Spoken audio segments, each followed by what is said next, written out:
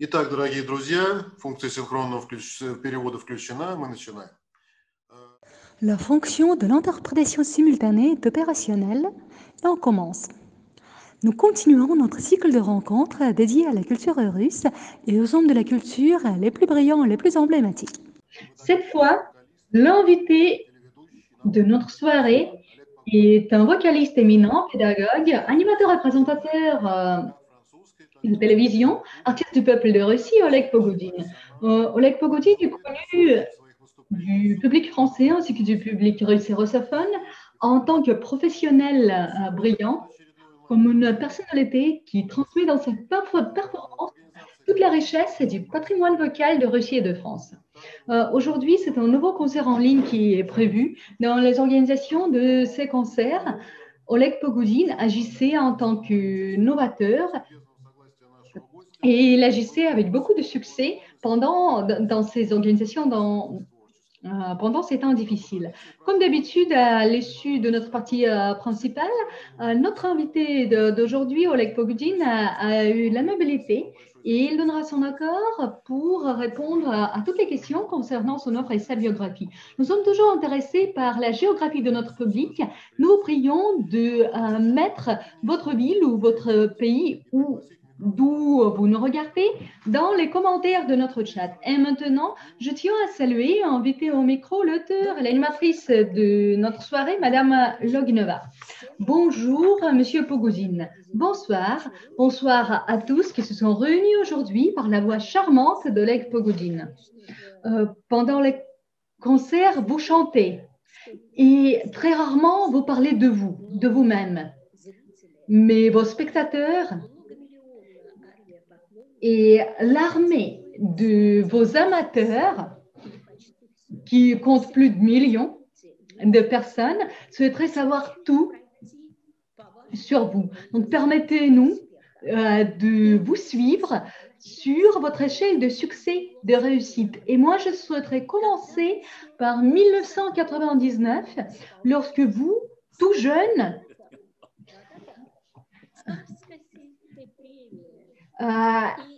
vous étiez à la cérémonie de la remise du prix de Tsarskoye Selo et c'est notre grandeur, Galina Vishnevskaya, vous a encouragé dans ce temps-là et c'est là, pour la première fois, votre voix a été appelée à la voix argentée.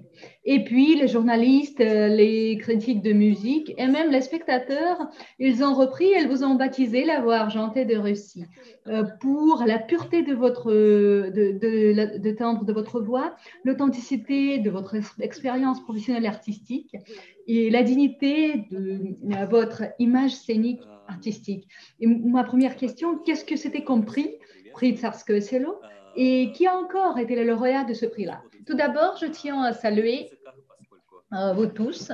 Donc, je ne veux pas le faire en deux langues parce que les sentiments qui me remplissent en cet temps-là, en fait, ils me perturbent un peu pour m'exprimer dans d'autres langues que le russe. Tout d'abord, vous m'avez beaucoup manqué parce que l'année écoulée, malheureusement, elle a arrêté toutes nos soirées à Moscou, à Saint-Pétersbourg et dans d'autres pays où d'habitude nous pouvons nous rencontrer pour des raisons professionnelles dans des conditions tout à fait différentes. Nous avons réussi à transmettre la valeur et même les valeurs les plus précieuses de notre culture russe.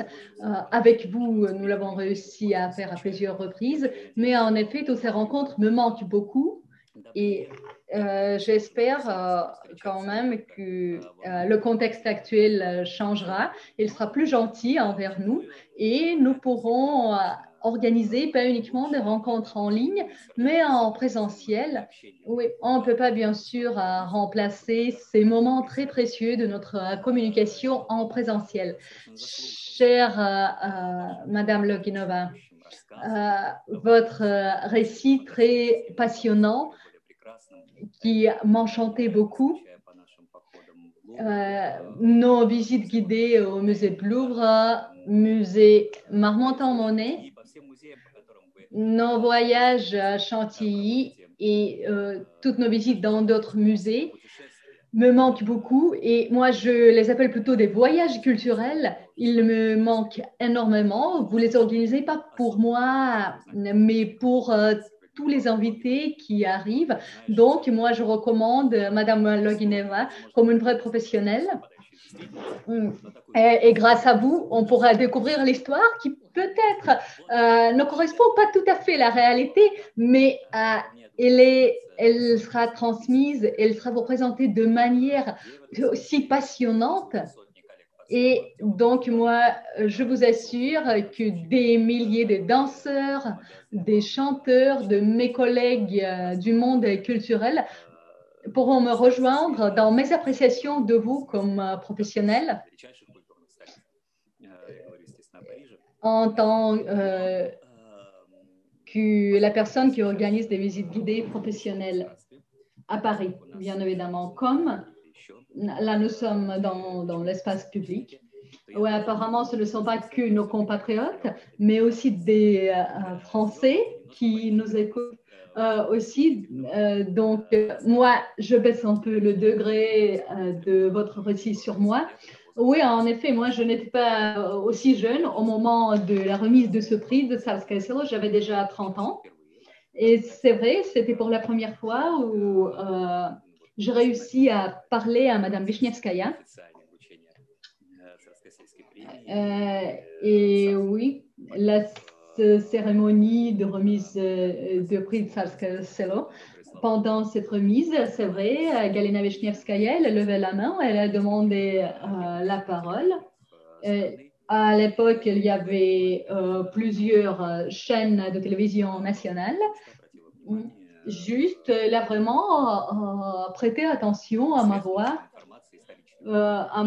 et grâce à ceci, tous les médias, ils ont commencé à me reconnaître et ils ont pris de première main, de la part de Madame Wisniewskaja, les informations principales sur moi. Mais en effet, si on commence notre conversation par ce prix, tout d'abord, je vous remercie de m'avoir posé cette question, de commencer par ceci.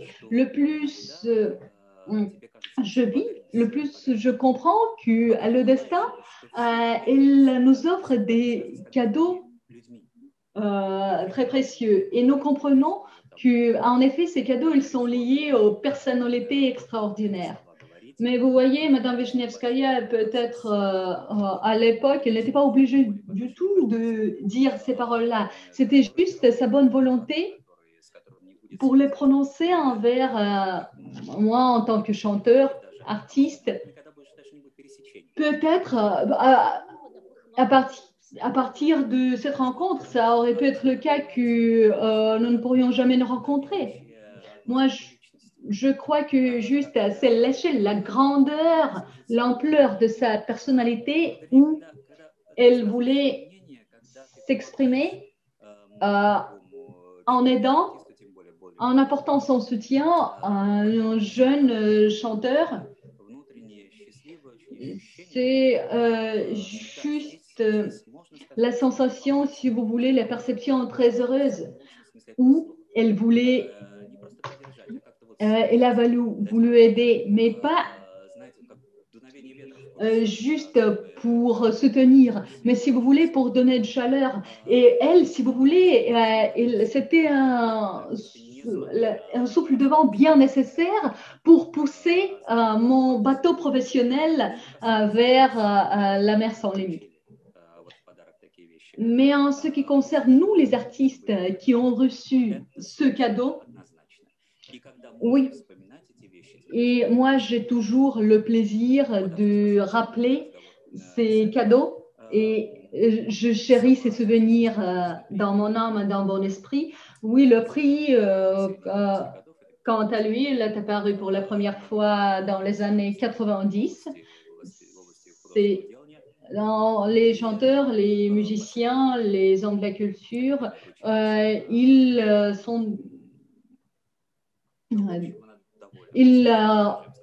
reçoivent ce prix qui est très prestigieux pour les mérites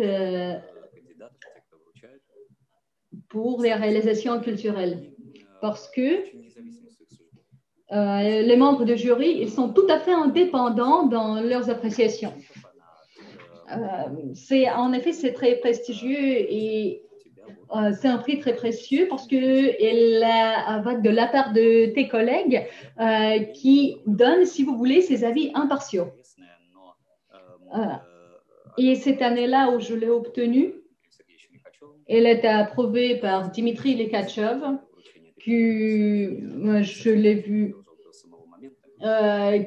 quelque temps juste avant la remise de ce prix. Malheureusement, il n'a pas réussi à voir de ses propres yeux la remise de prix. Et c'était le programme sur l'âme de romance russe. Et pourquoi cette, si vous voulez, formulation, elle est impeccable? Parce que c'est le processus qui est dedans et pas le résultat. Et si on parle de, si vous voulez, de cet axe, comprendre le contenu du genre ou de personnalité, c'est l'âme de romance. Pour moi, c'est très cher ce programme. Anna Akhmatova, j'avais 3 statues de Catherine Lagrande, d'Anna Akhmatova et encore d'une grande dame. Ce sont des, si vous voulez, des signes, des marques très emblématiques. Mais l'événement le plus important pour moi lié à ce prix de Saskatchewan, c'était déjà mon étude, ma formation chez Galina Vishnievskaya, parce que lorsqu'elle m'a remarqué, moi, j'ai pu lui demander tout d'abord des cours et puis la formation chez la grande dame. Elle n'a pas tout de suite donné son accord, mais elle croyait que pour l'artiste comme moi, à cet âge-là, déjà à 30 ans, il n'était pas nécessaire d'avoir des cours particuliers ou la formation supplémentaire, mais quand même, elle a donné son accord. J'ai réussi à le persuader pendant 3 ans. C'est elle qui m'a enseigné, qui m'a formé, si vous voulez, pendant ces 3 ans. Si tu sais évaluer ces moments dans ta vie, comme ma rencontre avec elle, après, il travaille très, très bien pour toi, ces moments. Oleg, est-ce que c'est vrai que ces prix aussi, ils ont été remis à Valérie Gergiev et Mstislav Rostropovitch la même année où tu l'as reçu? Moi, j'ai réussi à trouver ces informations sur Internet. Oui, oui, c'est vrai, vous pouvez taper. Oui, tout à fait, cette information, elle est accessible. Oui, c'est vrai, c'était simultanément. Et aussi, c'était avec eux, c'était M. Bitov et votre ami, votre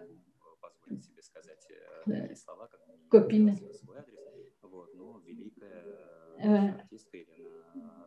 Et Elena Kambrova, notre chanteuse, notre très grande chanteuse, elles ont aussi obtenu ces prix-là. Donc, ma prochaine question, où est-ce que vous avez fait vos études et qui était votre pédagogue? Moi, je connais bien que c'était Alexandre Kounitsyn. Est-ce que vous pourriez donner qu'est-ce que lui, il avait parlé de vous? Le plus important que ces informations ne soient pas gardées. Moi, ce jeune homme, il était très original selon Kounitsyn et il a essayé de faire ces exercices de manière inhabituelle. Et en fait, son travail de fin d'études est devenu un monospectacle, Alexandre Vertinsky, mais Oleg Pogoudine n'a pas voulu imiter le chansonnier, le fameux chansonnier, mais a essayé de trouver sa performance autrement.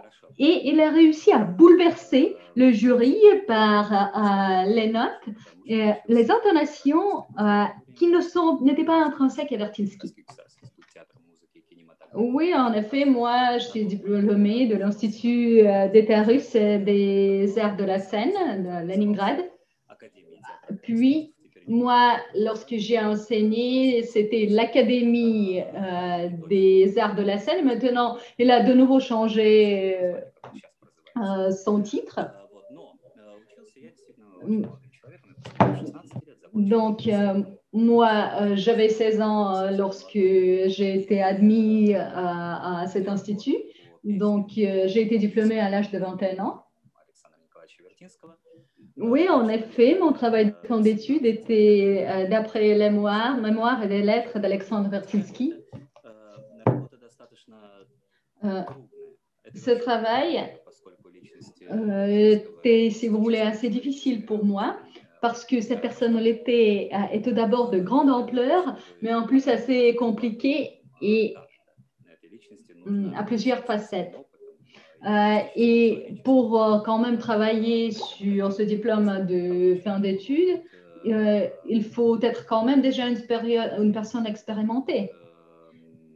Et pour moi, c'était une expérience tragique, si vous voulez, une grande expérience, lui, ce qu'il avait éprouvé.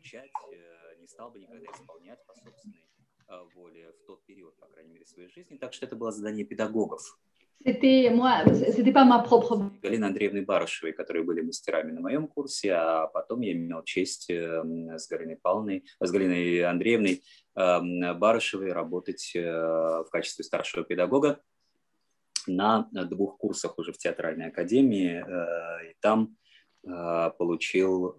Et donc, là, j'ai eu une expérience extraordinaire avec des étudiants en tant que professeur. Et si on revient à ce travail, grâce à mes enseignants, plus grâce à eux que grâce à des livres ou des souvenirs, j'ai appris beaucoup de choses sur Vertinsky en tant qu'artiste.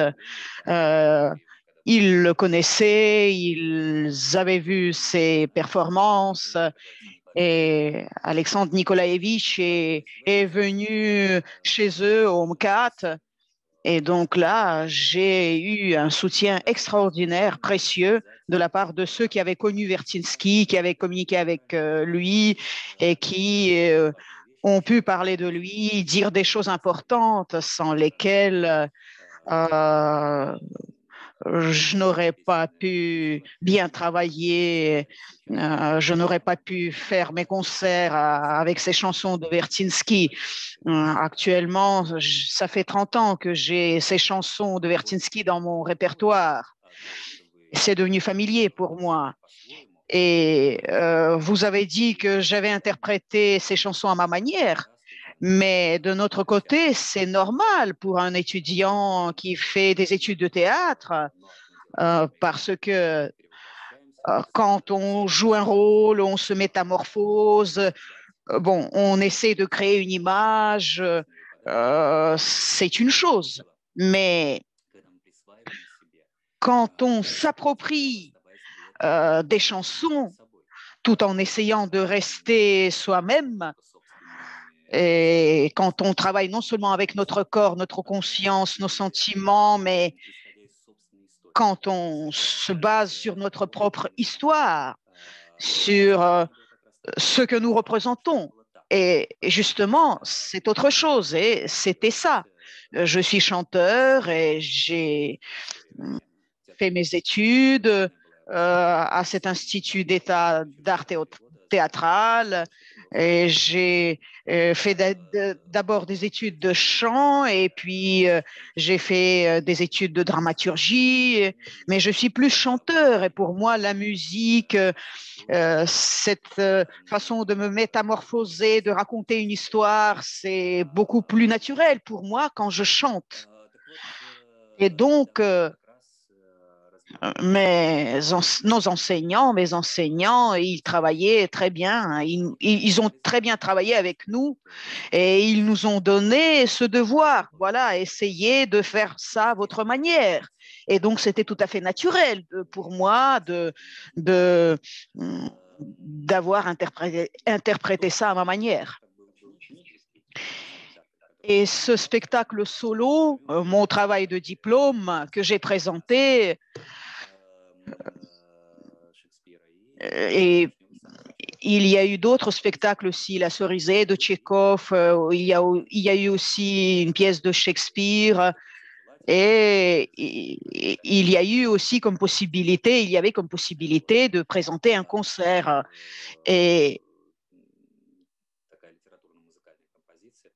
Et donc, pour moi, dans mon cas, c'était mon spectacle solo avec des chansons de Vertinsky que j'ai présentées. Et puis, après, ça a constitué tout un monde pour moi et c'est un monde que j'aime beaucoup, dans lequel je vis pendant très longtemps et qui m'appartient. C'est le monde de Vertinsky, mais c'est un monde que je me suis approprié pour moi, pour mon public. On n'a pas de vidéo de concert de Vertinsky. Il y a 2 rôles où il a tourné dans 2 films que nous avons, mais on n'a pas de vidéo de Vertinsky, donc on ne peut pas le copier. Oui, bien sûr, il y a des photos, oui, mais une photo, c'est autre chose. Il faut comprendre, il faut s'approprier ces images. Il faut aussi comprendre la plastique, comprendre ces images un peu figées. Ce n'est pas évident. Et donc, pour moi, son œuvre, l'œuvre de Vertinsky, c'était très proche pour moi. Et puis, j'ai commencé à m'intéresser au début du XXe siècle, ce qu'on appelle le siècle d'argent, et grâce à Alexandre Nikolaevitch, j'ai ressenti de l'intérêt pour la poésie, la peinture de l'époque. Et ce travail a beaucoup influé sur ma manière d'interpréter ces romans sur veine russe. Ça, c'est mon travail principal. C'est ce avec quoi je travaille avec le plus de passion. Et on peut dire que dans ce domaine-là, on peut dire que je suis l'un des représentants les plus éminents de ce genre, et y compris aujourd'hui, à notre époque, en Russie comme à l'étranger. Merci beaucoup. Merci à moi de vous avoir posé cette question. Oui, merci à vous. Vous êtes un des interprètes qui avait dans votre programme ces romances à partir du début du 19e siècle jusqu'à la deuxième moitié du 20e siècle. Et vous êtes le premier à avoir interprété ces romances classiques russes dans des salles de concert de premier plan. Et vous avez réalisé cela. Alors, j'ai plein de messages, de questions qui arrivent sur mon téléphone de nos spectateurs qui disent c'est très intéressant, c'est excellent. Et on demande Oleg, où est-ce que vous vous trouvez? Dans quel intérieur? Est-ce que vous allez nous chanter aujourd'hui? Alors oui, ça c'est mon appartement et c'est un des murs de mon appartement. Et c'est vrai que bon, quand on parle d'intérieur, c'est trop solennel, hein, cette formulation. Il n'y a pas de coulisses, pas de rideaux ici, pas de musiciens en arrière-plan. Ces intérieurs ne sont pas tout à fait habituels. Et je ne sais pas, Est-ce que je peux me permettre de vous de vous demander de chanter peut-être votre couplet préféré, quelque chose, parce qu'on a un programme très élargi et il y a plein de questions qu'on reçoit. Est-ce que vous pouvez parler d'une romance classique sur laquelle vous vous êtes arrêté? Est-ce que vous pouvez en dire quelques mots? Est-ce que vraiment on a besoin d'une romance après ce style solennel avec lequel vous vous êtes adressé à votre ami de longue date et vous me dites, permettez-moi, non, on n'a pas besoin de ces formulations. Bien sûr, je ne peux pas chanter une romance classique actuellement. Parce que mes capacités d'accompagnateur ne me permettront pas de faire ça. Et pour cette raison, à une époque, vous savez, au début de ma carrière, je me suis accompagnée de la guitare et j'ai chanté des romances. J'ai fait quelques concerts comme ça.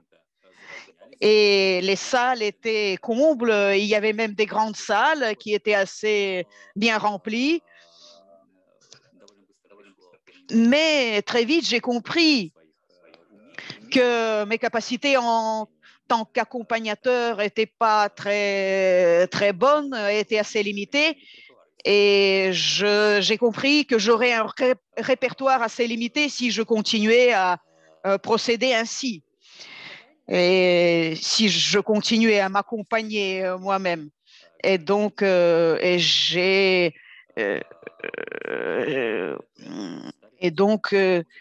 j'ai travaillé en duo avec un guitariste connu, Michel Boukevitch. Et puis, j'ai cherché d'autres musiciens dans mon collectif.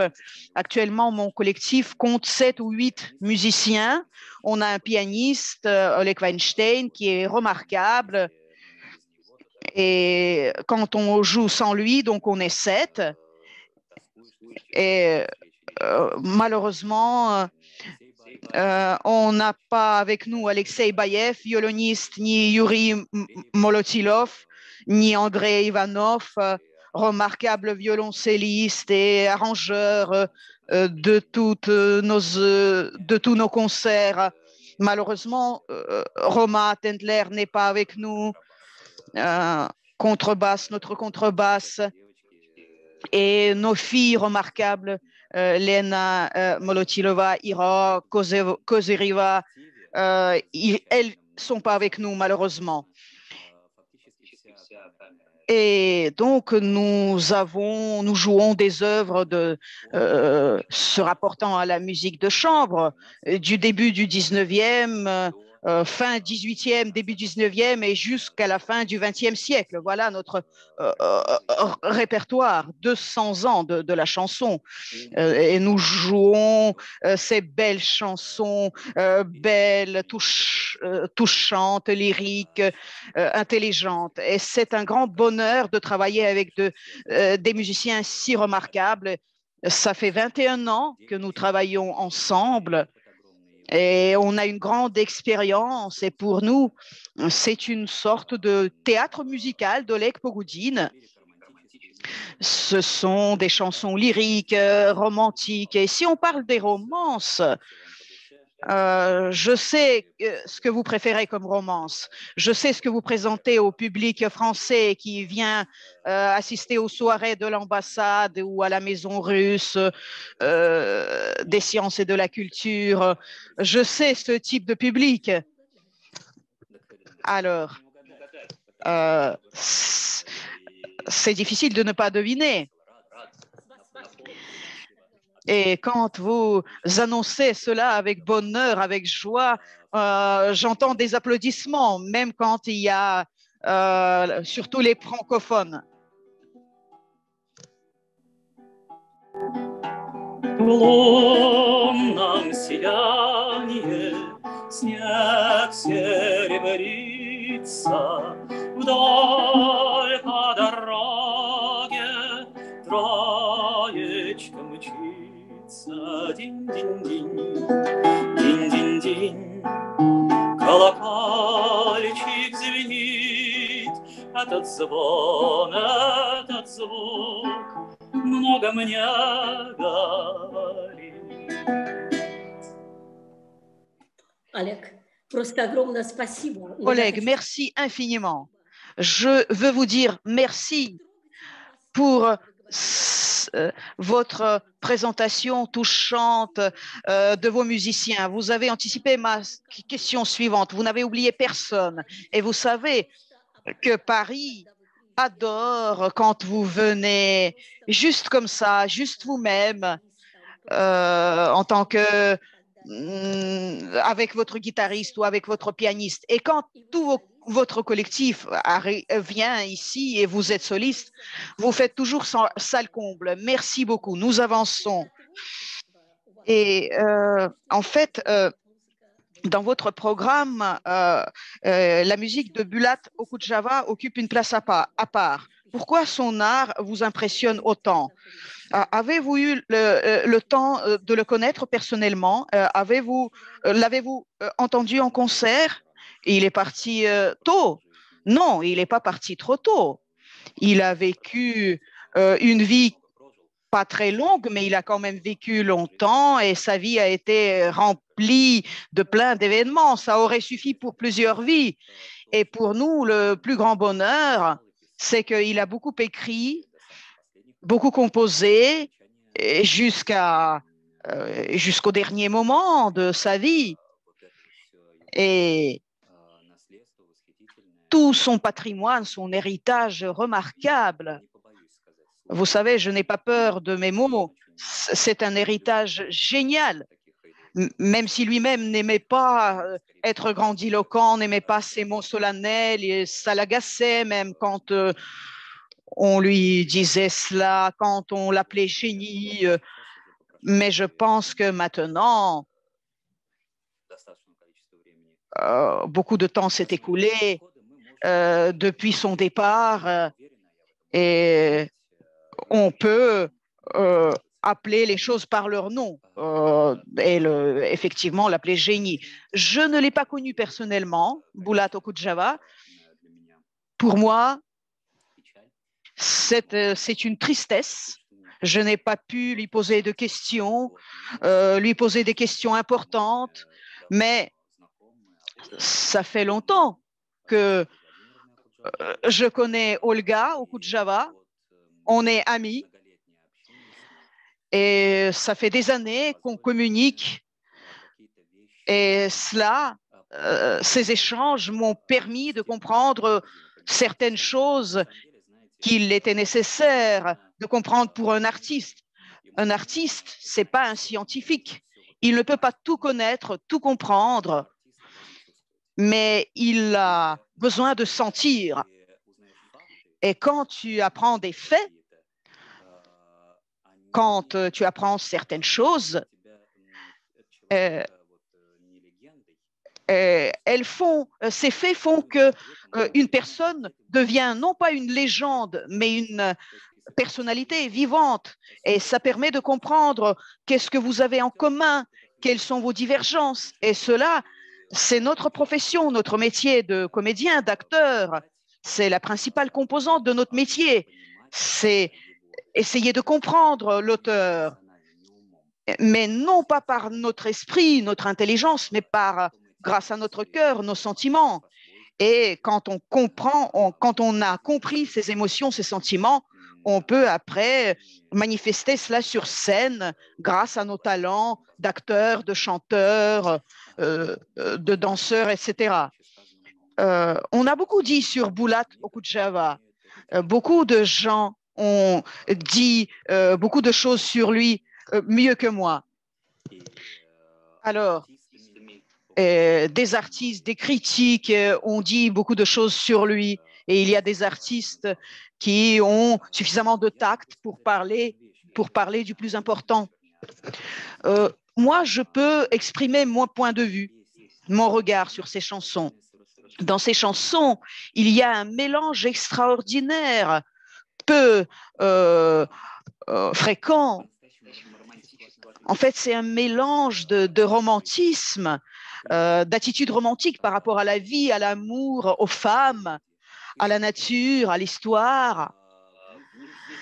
Et en même temps, dans ces chansons, il y a aussi quelque chose de profond, un lyrisme profond, pur comme de l'eau de source. Ce n'est pas de la sensiblerie, c'est vraiment du lyrisme profond.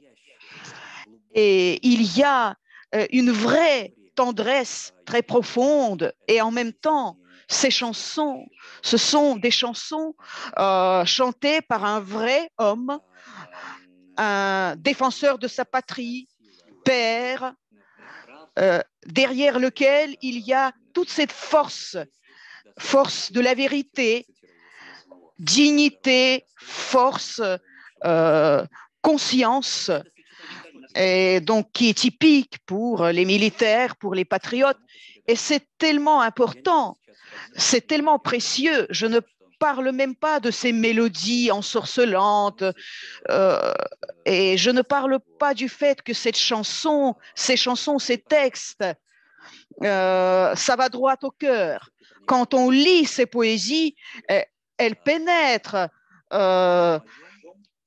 donc par la raison, mais quand on chante cela, ça va droit au cœur. Et ces mélodies ensorcelantes aident beaucoup. Ce sont les meilleurs, c'est le meilleur moyen pour aimer sa poésie, son monde, son univers. Mais le plus important, c'est que son univers, sa poésie, deviennent pour nous qui sommes là sur Terre des moyens de lutter contre la bassesse, l'injustice, la trivialité dans notre fort intérieur, dans notre cœur. Et si tu arrives à vaincre tous ces malheurs dans ton fort intérieur, en toi, dans ce cas, tu peux rendre ce monde meilleur. Et vous voyez, comme tous les grands poètes, ça fait plusieurs dizaines d'années qu'il est parti, qu'il nous a quittés, mais il aide ce monde à devenir meilleur. Et peut-être, même si on le cite lui-même, tant que la Terre tourne encore, tant que cette Terre a suffisamment d'énergie, de feu, donc donne-nous quelque chose à chacun un petit peu et ne m'oublie pas. Voilà ces mots. Et donc, ça nous soutient tous, ça nous soutient un peu, ça nous donne un peu de ce feu qui continue en fait à faire tourner notre terre.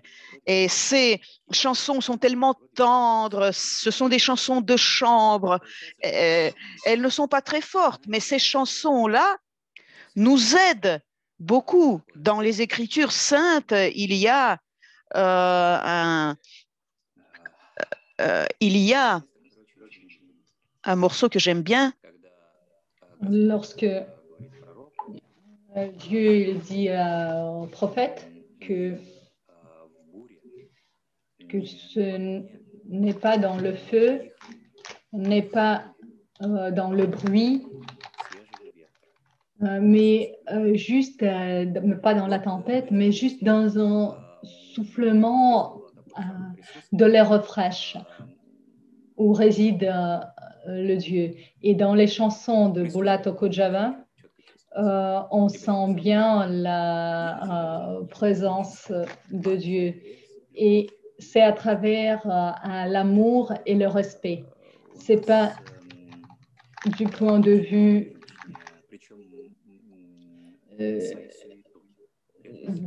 prescriptif ou autre, mais à travers de l'amour. Mais c'est ce que c'est de nous priver, mais il nous faut résister. Merci beaucoup. Merci beaucoup pour votre réponse sur Okudjava. Moi, vous voyez, je me sentis comme une étudiante qui essaie de capter chaque mot, chaque parole et votre appréciation d'un maître. Et est-ce que je pourrais me permettre de vous poser la question? quelle est votre offre musicale préférée de Bola Tokojava? Et peut-être vous pourriez l'interpréter pour nous, mais non, votre style très haut, vous voyez. Moi, je me souviens mes émotions devant le Joconde de Léonard de Vinci, et vous commencez à raconter l'histoire et dans un style que vous utilisez pour ceci. Et je vous prie d'être avec moi, si vous voulez, là, au même niveau. Je vous en prie, Oleg.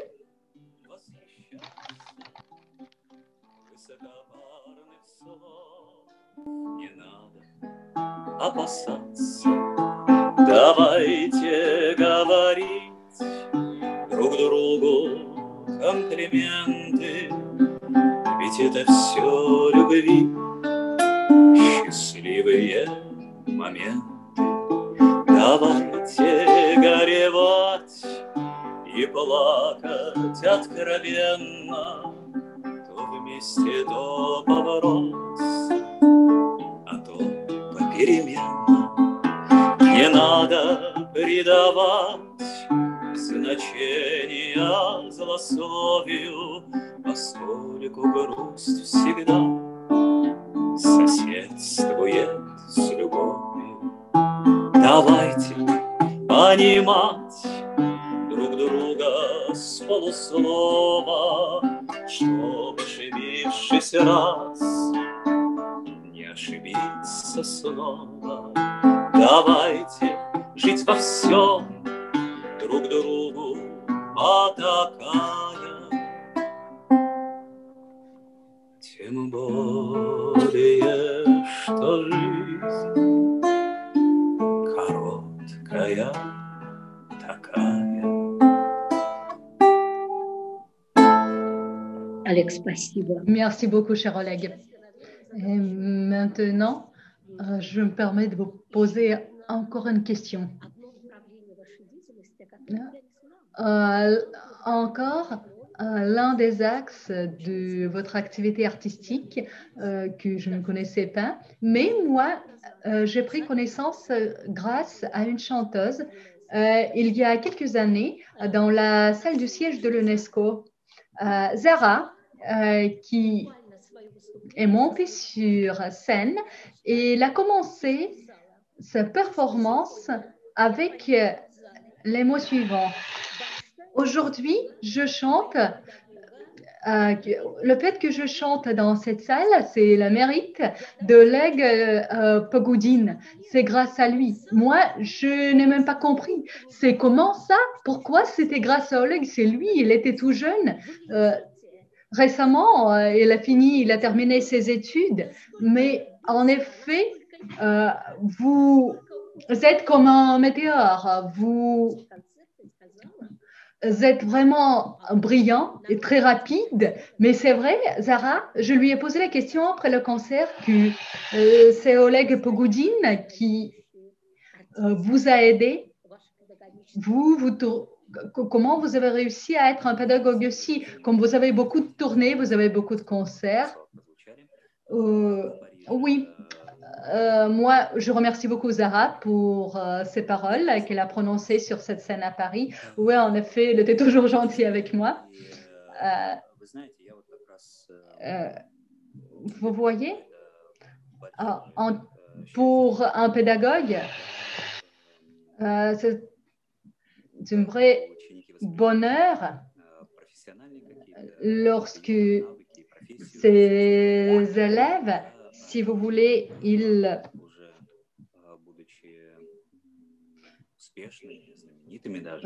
peuvent, si vous voulez, reprendre les compétences de métier, puis l'expérience de la profession, et dans leur cœur, après, apparaît une gratitude. Et pour nous, c'est le plus grand mérite. Et en fait, remercier une autre personne, si vous voulez, et dans notre culture, c'est l'axiome. Et si cela arrive, c'est si vous voulez, le meilleur moment heureux qui peut arriver avec un pédagogue. Oui, c'est vrai. Pour moi, en tant que pédagogue, enseignant sur le cursus où a fait ses études à Zara, et à part moi, il y avait des professeurs éminents de très haut niveau, mais ce que je pourrais voir, que ce qu'elle réussit à faire maintenant sur scène, comment elle se reproduit, comment elle se produit. Elle choisit des œuvres musicales, si vous voulez, bien importantes, par exemple les chansons françaises ou même des chansons soviétiques ou russes. Moi, je vois très bien qu'elle a réussi grâce à cette expérience de l'école qu'elle a eue avec nous.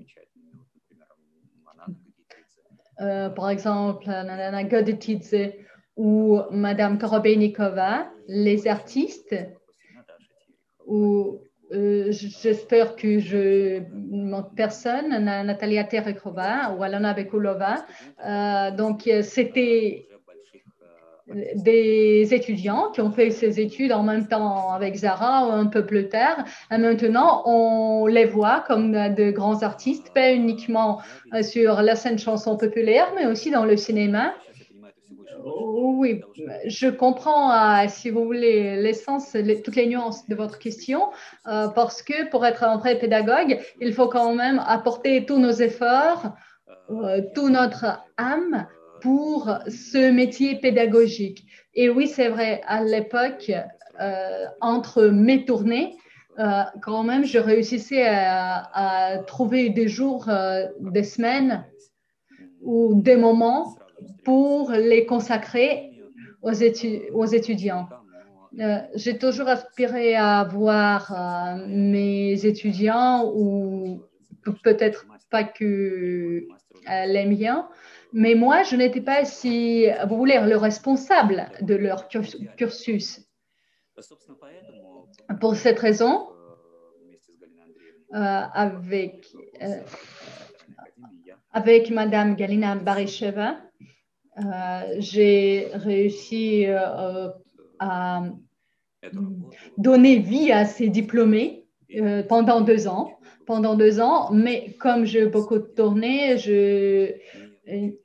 je ne pouvais plus le faire. Et comme c'est un grand travail avec les étudiants, je considérais que ce n'était pas trop juste de ma part, comme avec des tournées et le travail artistique sur la télévision et partout, je ne pouvais pas consacrer le temps nécessaire à ces étudiants.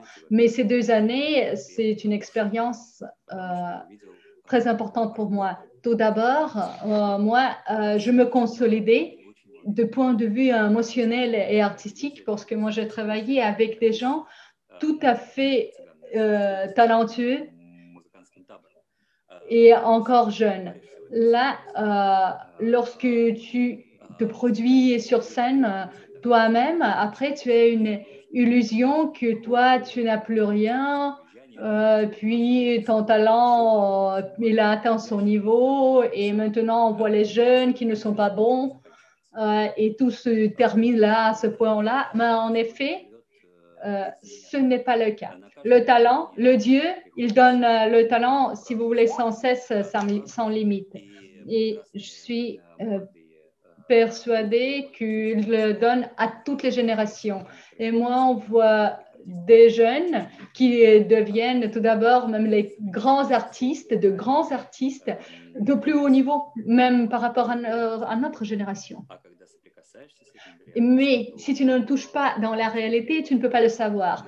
Mais dès que tu touches ce talent, tu as de nouvelles forces et d'une nouvelle expiration.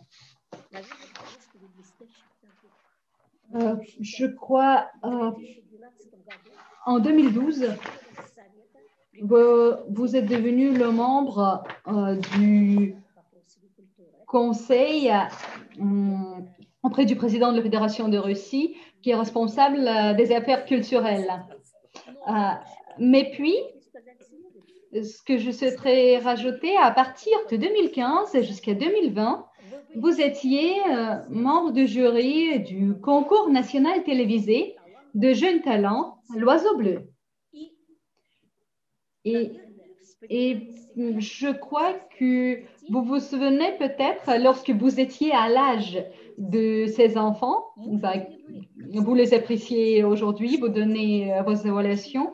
Est-ce que vous pourriez constater que ces enfants, ils ont bien changé? Maintenant, c'est une génération bien différente, ou peut-être vous pourrez dire, selon la chanson, que notre vie se reproduit de nouveau.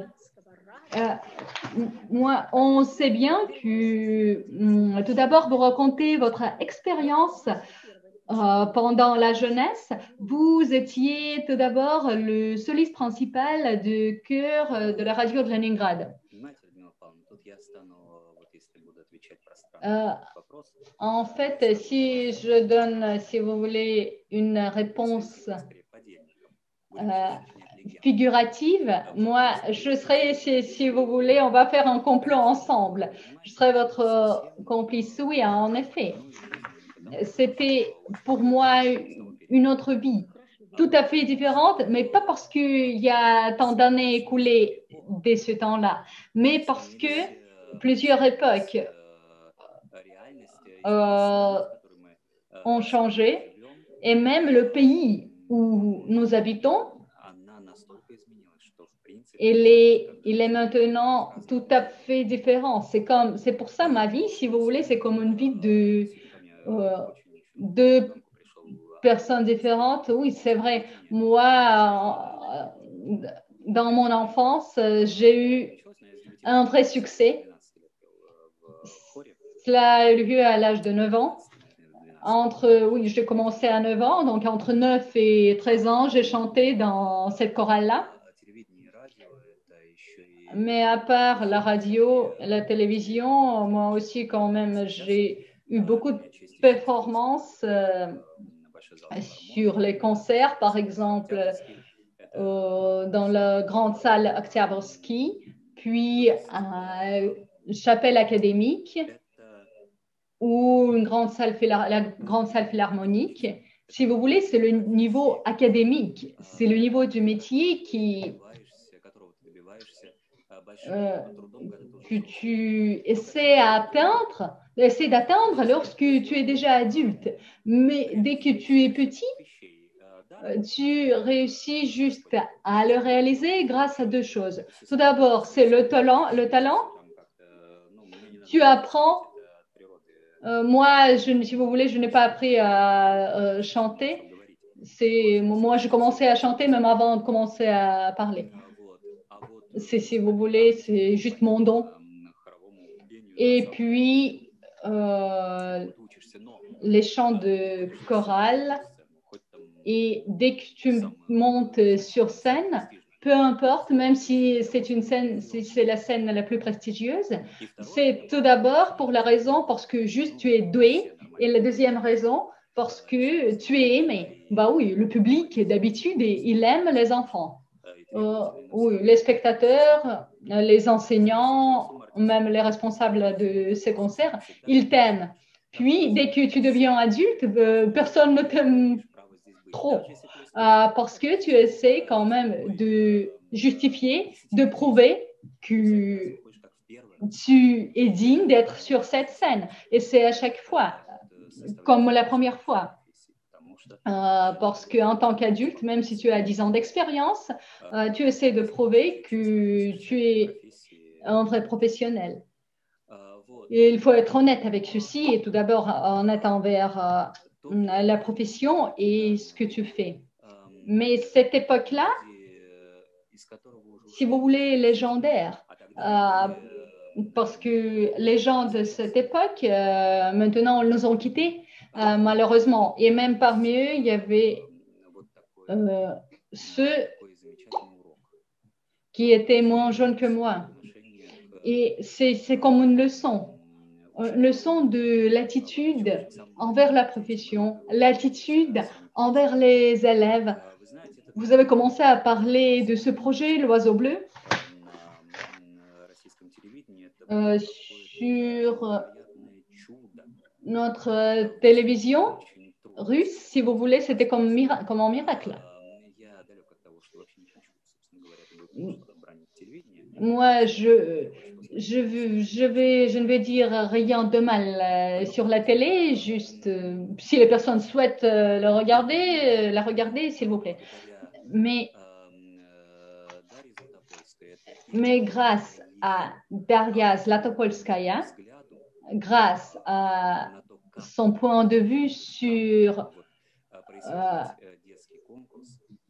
les méthodes et les approches, comment il faut organiser un concours d'enfants destiné aux enfants, si vous voulez, c'était vraiment pour moi comme l'air fraîche, parce que moi, j'ai vu, j'ai senti et j'ai éprouvé cette attitude envers de jeunes artistes.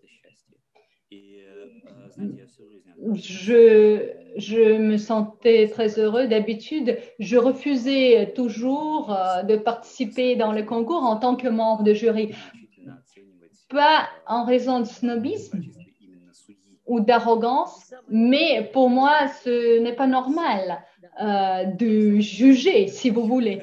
Et oui, c'est vrai, Mireille Mathieu, elle fait la même chose. Elle ne participe jamais nulle part en tant que membre de jury. Mais lorsque l'on m'a présenté ce programme, l'Oiseau Bleu, ils m'ont persuadé d'y prendre part en tant que membre de jury parce que c'est l'amour innombrable envers ces enfants et la volonté de leur apporter un soutien nécessaire.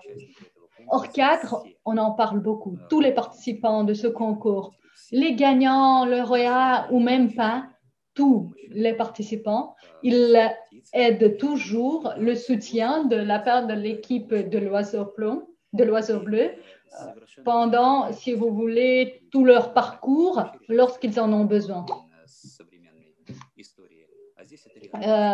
D'habitude, ce sont des choses très, très rares et là, c'est une réalité. C'est pour ça que je suis très ravie que j'ai pu y prendre part. Et moi, un côté où je me sentais heureux, c'est lorsque j'ai enseigné à l'Académie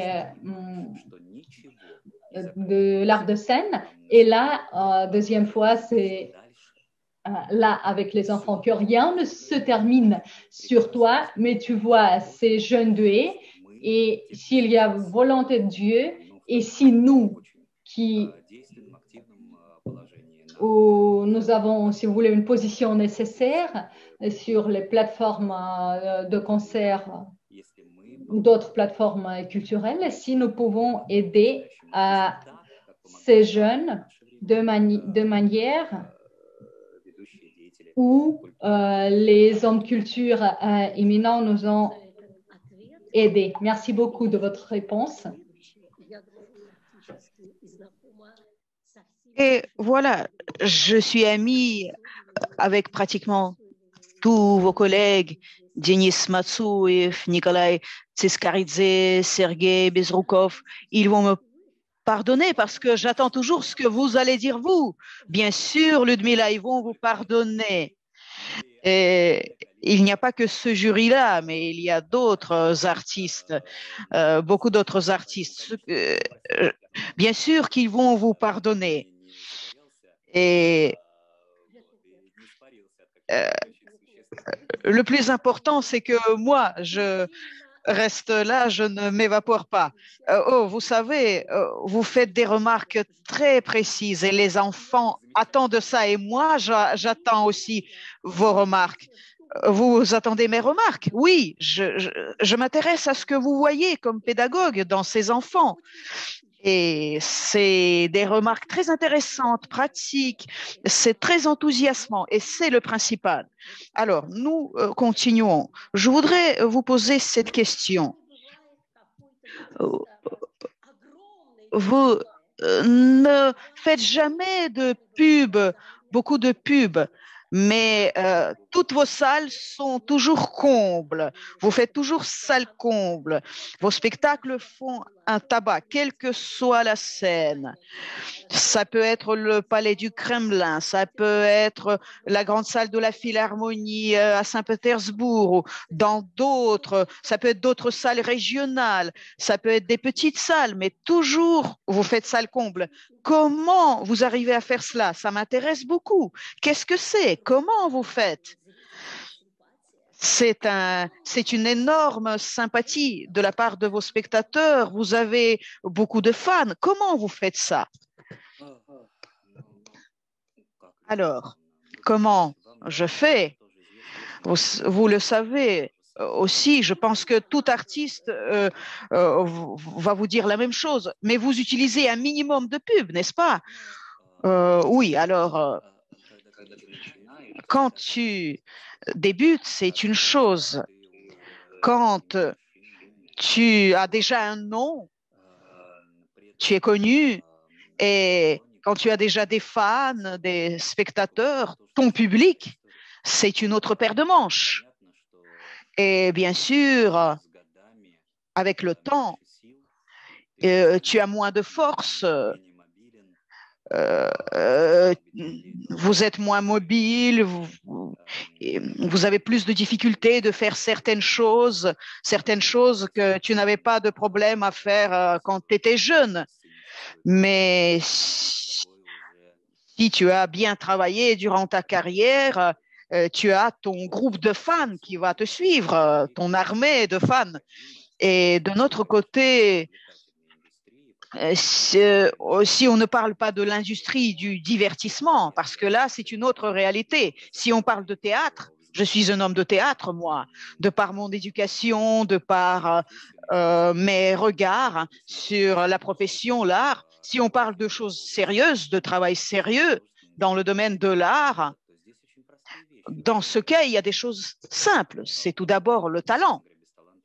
Sans talent, ce n'est pas la peine de discuter. De notre côté, c'est du travail.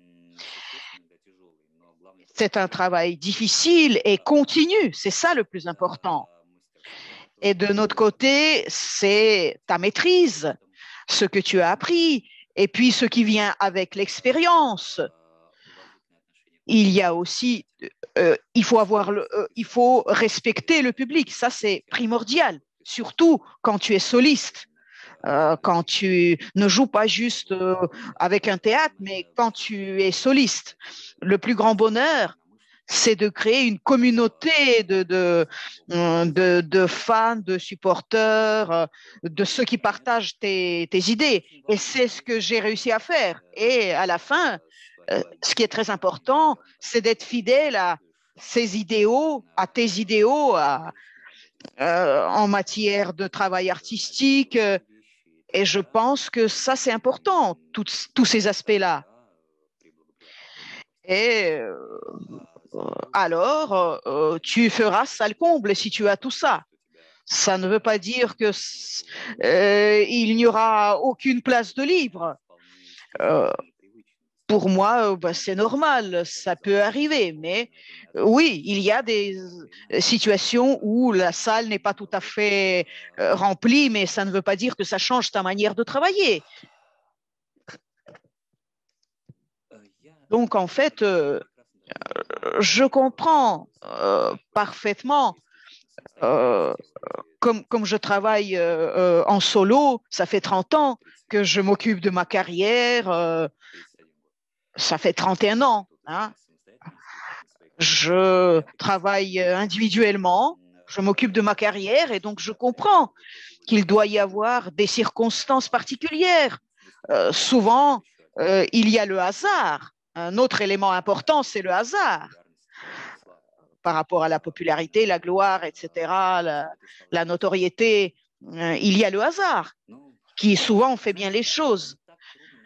Mais en fait, quand on a du talent, quand on aime travailler, quand on est intelligent, ce n'est pas si difficile de devenir connu. Mais ce qui est difficile, c'est de de tenir ses positions et de rester populaire, professionnel pendant des dizaines d'années grâce à son professionnalisme et pas grâce à des scandales ou à d'autres activités parallèles, restauration, je ne sais pas, ou production de parfums ou d'habits ou de vêtements, etc.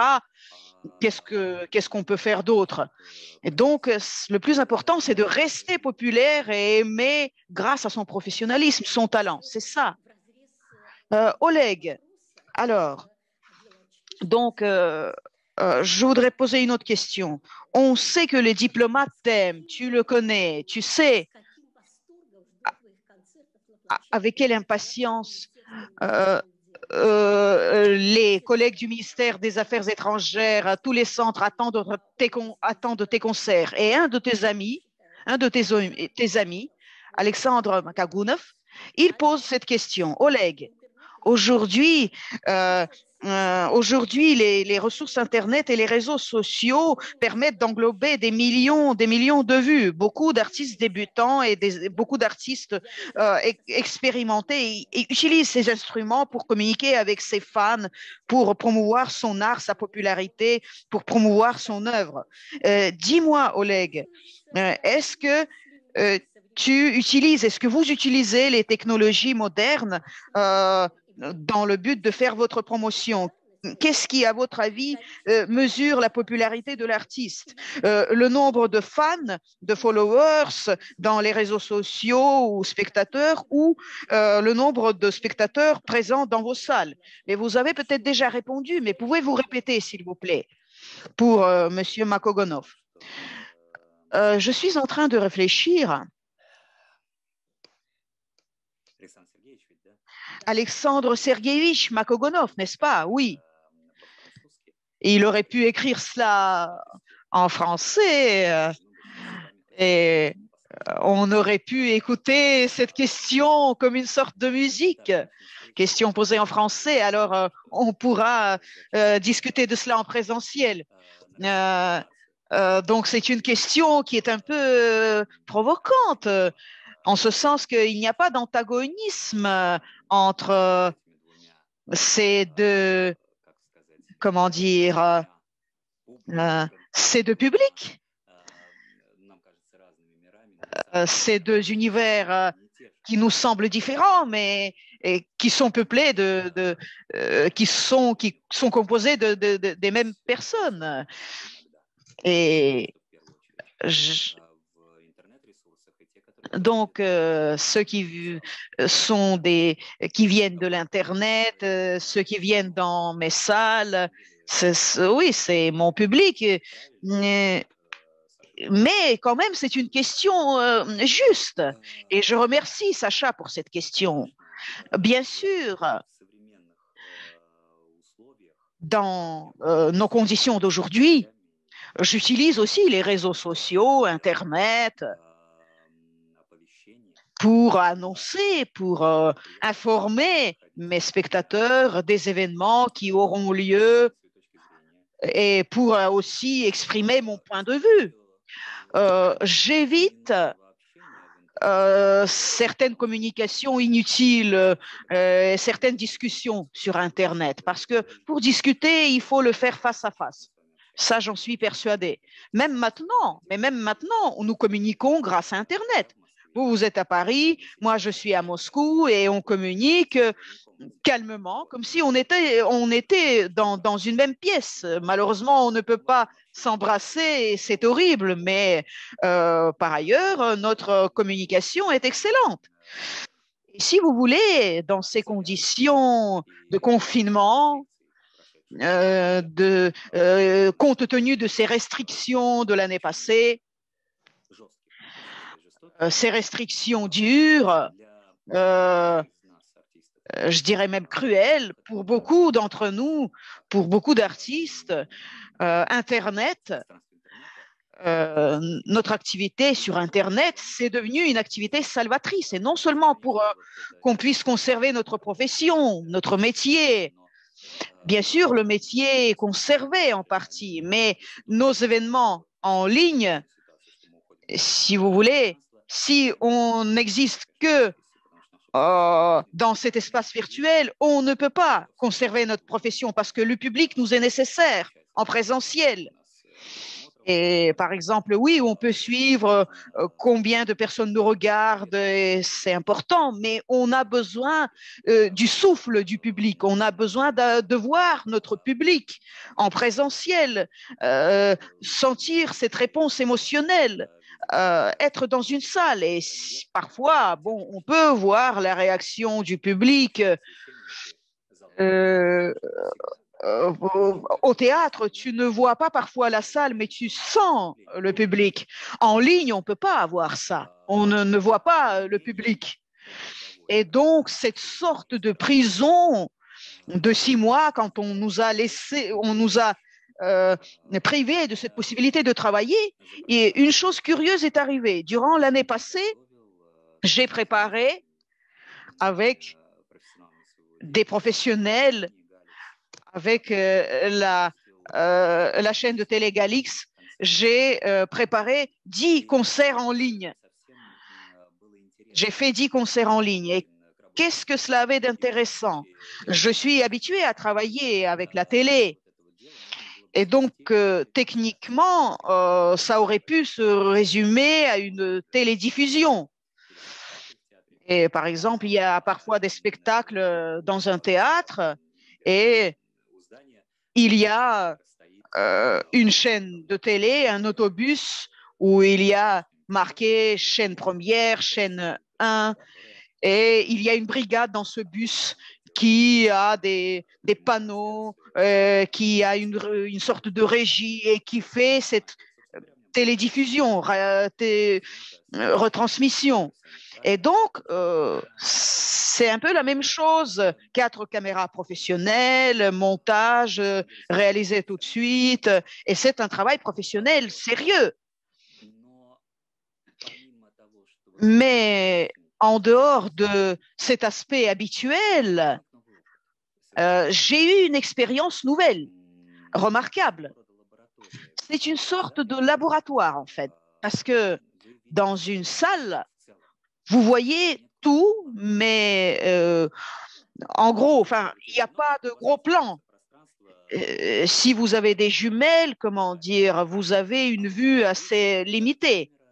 Et ici, la caméra peut faire des gros plans, comme au cinéma. Et dans le genre dans lequel je travaille, c'est une chose très importante, parce que quand il y a des sensations, des sentiments très, très fins, quand c'est des sentiments qui ne sont pas féroces ou qui se font avec des touches larges, et parfois, dans le théâtre, tu es obligé de rajouter des choses parce que ceux qui sont au paradis, hein, ils doivent aussi ressentir ces émotions, voir tes émotions, et ils sont loin, ils doivent ressentir tes émotions. Donc, dans les grandes salles, parfois, tu forces le trait et c'est une nécessité, alors que là, il n'y a pas cette nécessité. Tu peux travailler de manière très fine, très naturelle. Et en plus de ça, dans le cas de ces concerts en ligne qui ont surgi juste comme moyen pour continuer à travailler parce qu'on est resté sans rien, sans aide, sans perspective, sans avenir. Les premiers mois avaient été terribles au niveau de la dépression et tout. Je ne comprenais pas quoi faire, comment vivre. Mais petit à petit, c'est devenu non seulement un moyen de survie. Ces concerts m'ont aidé et j'ai pu réaliser mon rêve d'antan, revenir en quelque sorte à nouveau vers le théâtre et essayer de résoudre certains problèmes que je ne pouvais pas résoudre sur scène. En temps de tournée ou par exemple, ce n'est pas facile parce que quand tu fais des tournées, on te demande, on exige que tu présentes certaines chansons, les chansons les plus populaires, les plus connues, certaines œuvres les plus demandées. Et quand il y a des expériences de laboratoire, quand il y a des choses qui ne sont pas largement connues, c'est toujours des risques, surtout pour ceux qui organisent ces concerts, ceux qu'on appelle distributeurs, c'est-à-dire ces organisateurs qui risquent des moyens, etc. Et donc, s'il n'y a pas suffisamment de personnes qui viennent, et s'il y a des expériences, là, ils peuvent tout perdre. Donc, évidemment, ils ont peur de ça. Si tu es populaire, ils essayent de t'orienter, voilà, pour que tu présentes les choses les plus populaires, les plus connues, pour qu'on puisse réunir le plus de public possible. Et quand tu fais des expériences, des études artistiques, etc., tout cela, j'ai pu en partie réaliser ça grâce à ces concerts en ligne. Et durant cette période de confinement, période difficile, inquiétante pour moi, j'ai réussi non seulement à enregistrer quelques albums qui attendaient leur heure, hein, qui attendaient de sortir, mais en plus de ça, j'ai pu réaliser quelques préparatifs pour des spectacles, et un spectacle a eu lieu en présentiel consacré à la chanson grecque. Je vous écoute, Ludmila, c'est remarquable. Alors, Oleg, vous avez eu 3 albums. Quels sont-ils et où a eu lieu la première? C'est Moscou qui en a beaucoup parlé. Tout Moscou en a parlé avec beaucoup de vivacité. Ah bon? Moscou en a parlé avec vivacité. Bon, oui. Alors, il y a eu donc ces disques. C'est sur Internet. On peut trouver ça sur Internet. Donc, il y a eu ces disques. Le premier album est consacré au tango russe. Je ne vais pas en parler longtemps. Et on peut lire sur cela ce que j'ai écrit, ce que j'ai fait comme recherche avec mes amis, avec mon service de presse. Nous avons réuni des faits, des informations sur des événements, sur certaines personnalités qui n'est pas très connues ou presque oubliées, qui avaient travaillé dans ce genre-là. Et ils étaient assez nombreux, auteurs, interprètes, parce que ce genre est très populaire, hein. Et donc, il y a ce tango de chansons aussi, et ce style-là. Et beaucoup d'œuvres ont été composées dans ce style. Et au niveau des textes, on peut rarement trouver des réalisations sérieuses, poétiques, mais les mélodies sont tellement ensorcelantes que parfois on oublie les textes, le contenu, et on se délecte de ces chansons, de ces mélodies, et on se nourrit émotionnellement de cela. Et ça, c'est vrai. Grâce à ces belles œuvres, album donc tango russe, donc qui est composé de ces chansons. Le tango russe, il comporte plutôt des chansons interprétées par Levchenko, Alexandre Vertinsky et encore quelques interprètes moins connus de notre époque. Et si vous voulez, sur le travail que j'ai voulu réaliser il y a longtemps, juste il me manquait un peu de temps, mais la pandémie m'a permis de faire sortir cet album. Puis le deuxième album qu'il est sorti, c'est l'album de la chanson française intitulé Je chante. Donc, les chansons que nous aimons beaucoup, les chansons que nous connaissons, même sans pouvoir parler langue française. Avec moi, c'était, si vous voulez, la même histoire. J'ai adoré déjà dans mon enfance, sans parler français, sans connaître aucun mot en français. J'ai adoré déjà les chansons d'Aznavour, Charles de Charles Aznavour, d'Yves Montand et d'autres.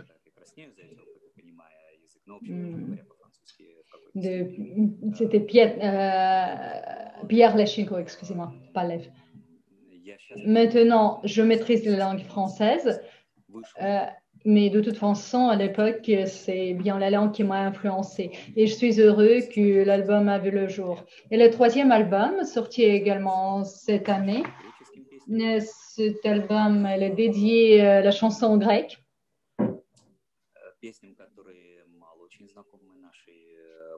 C'est la chanson que le public russe ne connaît pas beaucoup. En effet, la musique grecque est bien intéressante. C'est un vrai plaisir. Si vous voulez, il nous accueille. Si on arrive en Grèce, en Chypre, ou même là en Russie, quelque part, pendant les manifestations culturelles dédiées à la culture grecque. Mais pour moi, il était tout à fait important de souligner la composante dramatique de ces chansons. Moi, j'ai fait la traduction, même pas la traduction, mais si vous voulez, l'interprétation poétique de 15 textes du grec vers le russe. Et l'interprétation, l'avantage de, si vous voulez, de ces interprétations, c'est que j'ai réussi à préserver le caractère de l'héros principal, vous voulez, ses habitudes, sa manière, son comportement, son mode de vie. Moi, je ne vais pas les chanter. Si les langues françaises, italiennes, allemandes est plutôt connue de nos compatriotes, mais la langue grecque est beaucoup moins connue et moi je crois que les traductions elles étaient nécessaires. Et en fait, ces interprétations, ils ont donné vie, si vous voulez, au spectacle, mélodie du lever de soleil. Et la première de ce spectacle a eu lieu le 28 janvier 2021 et il a eu lieu sur la scène du théâtre de la musique de la poésie Elena Kamborova. Et heureusement, le spectacle a eu lieu l'année du bicentenaire de l'indépendance grecque.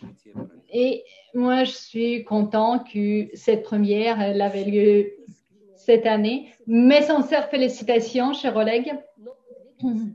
Mais on continue. On suit votre échelle de la réussite. Est-ce que vous vous souvenez vos premières tournées à l'étranger? C'est l'année 1992.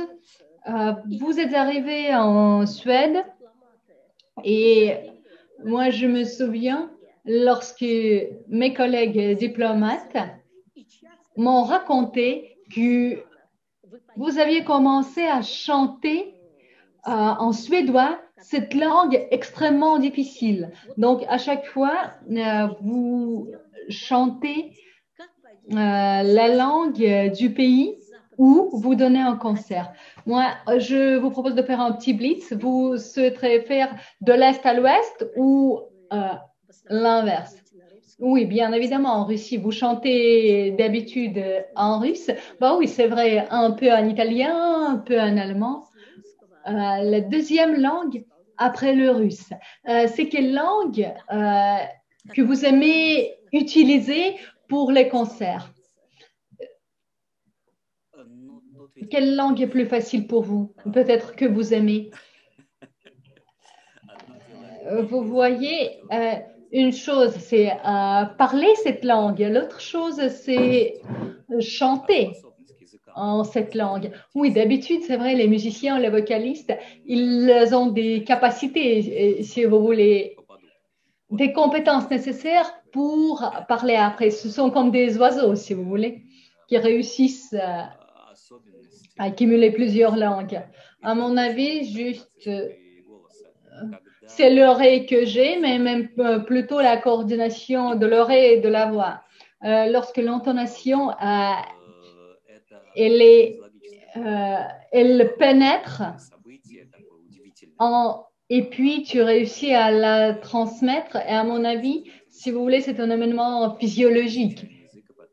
Et ce n'est pas une réalisation ou un exploit lorsque nous apprenons la langue et puis nous la maîtrisons de manière professionnelle.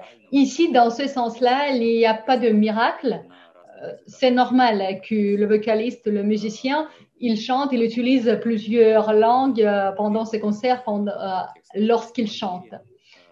Normalement, si vous voulez, c'est même la nécessité de profession.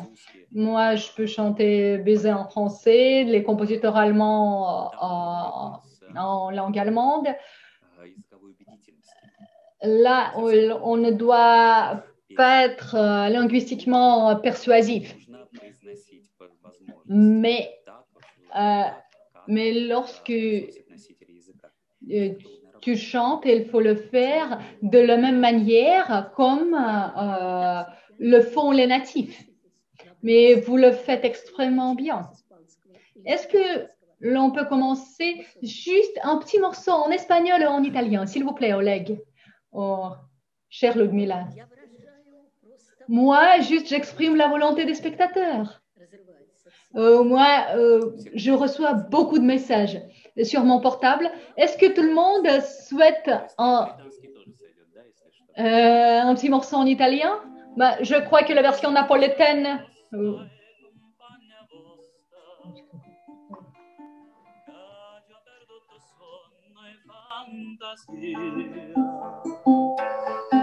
Penso sempre che tutta vita mia io non ci volesse dicere, ma non ci saccia dire.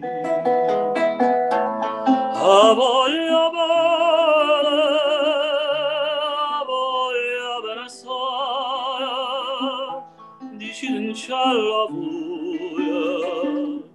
che non mi scordo mai, è una passione che ho forte una catena che mi tormenta l'anima e non mi fa campare. Спасибо, дальше. Merci beaucoup, cher Oleg. On continue. Un petit morceau en espagnol, si possible.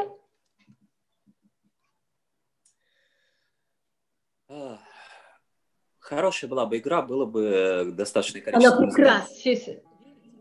Ouais. Croyez-moi, c'est formidable.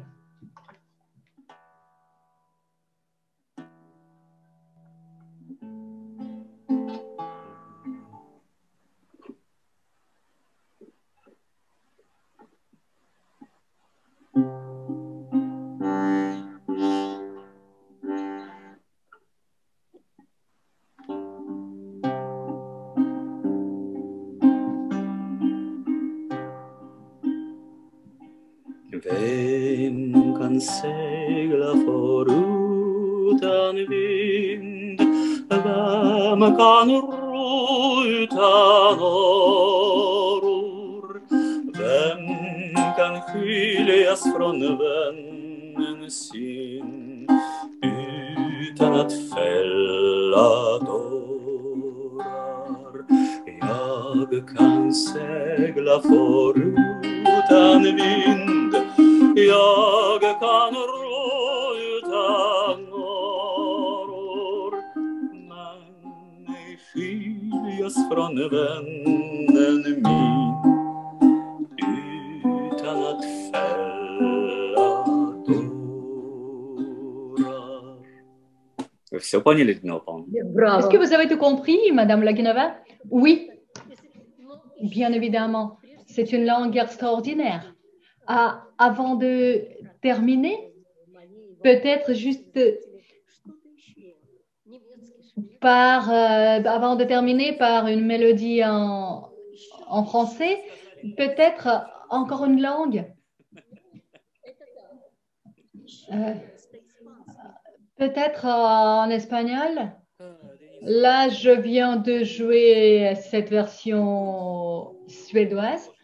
Là, c'est un peu difficile de jouer ce morceau à la guitare, mais je l'essaie, je l'essaie.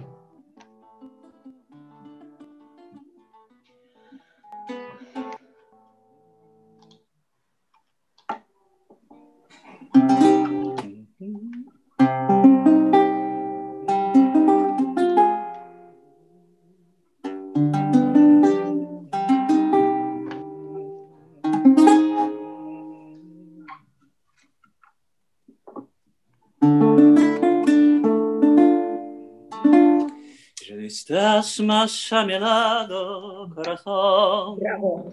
y en el alma solo tengo soledad. Y si ya no puedo verte, porque Dios me hizo quererte para hacerme sufrir más. Siempre fuiste la razón de mi existir. Adorarte para mí fue religión. Y en tus besos y encantarada, el calor que me brindaba el amor y la pasión. Es la historia de un amor como no hay otro igual, que me hizo comprender todo el bien y todo el mal, que le dio luz a mi vida, apagándola después. Ay, qué vida tan oscura, sin tu amor no viviré. Es la historia de un amor. Ну, вот так. Как бы я хотела быть вашей соседкой. Moi, en effet, je souhaiterais être votre voisine lorsque pendant les soirées ou même les journées, vous interprétez ces chansons-là. Et si vous avez, quand vous avez me donné, si vous voulez, l'inspiration, écoutez-moi.